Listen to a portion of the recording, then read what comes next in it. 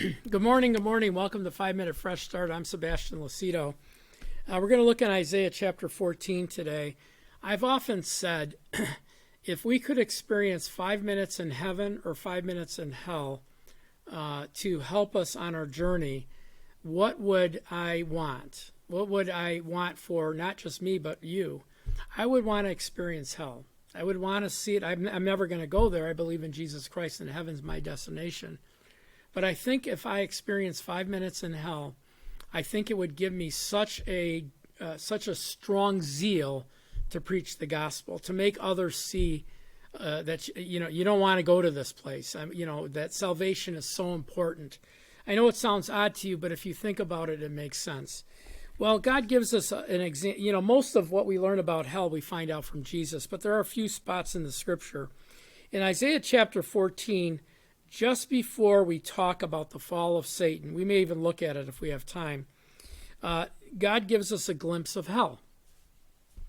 Isaiah 14, verse 9, it says, "Hell from beneath is excited about you."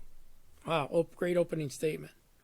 "Hell from beneath you is excited about you, to meet you at your coming. It stirs up the dead for you, all the chief ones of the earth. It has raised up from their thrones all the kings and all the nations. They shall speak and say to you, have you become weak as we? Have you become like us? Your pomp, which is on earth, is brought down to Sheol. The sound of your strings instruments, the maggots is spread under you, and the maggots and worms are cover you." Then it goes on to say, "How are you fallen from heaven, O Lucifer, son of the morning? How did you get cut down to the ground?" And so here's a picture of hell.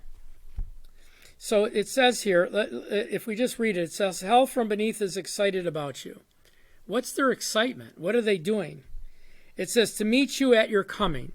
So get a picture in your mind that there's a doorway to hell. So people are flowing in it every day.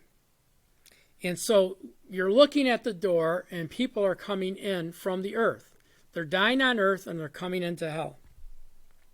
So it says, "Hell from beneath is excited about you, to meet you at your coming.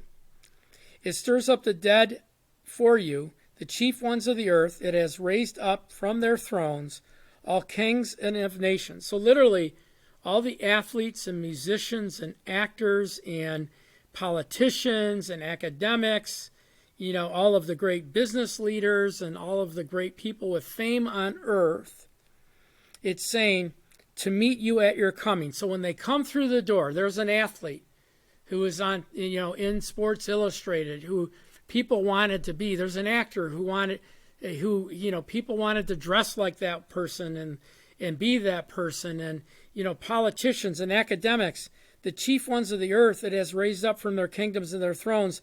They shall speak and say to you, here's what their words are going to be. Here they are around.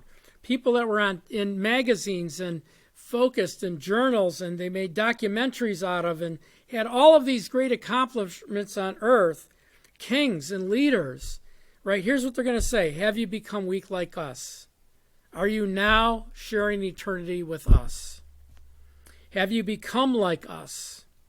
Your pomp, all of the glory you had on earth, you were the who's who on earth. All of that is now gone.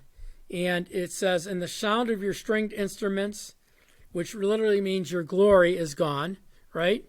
And so it's saying here that not only are you, brought down, but everything is gone. Then it says, "The maggots spread under you and the worms cover you." This we don't understand. This was a type of capital punishment in the ancient times where they would take somebody and they would stretch them out, tie their arms and legs outside the city, and the scorpions and bugs and birds, people would throw things at them. It was a terrible, painful way to die.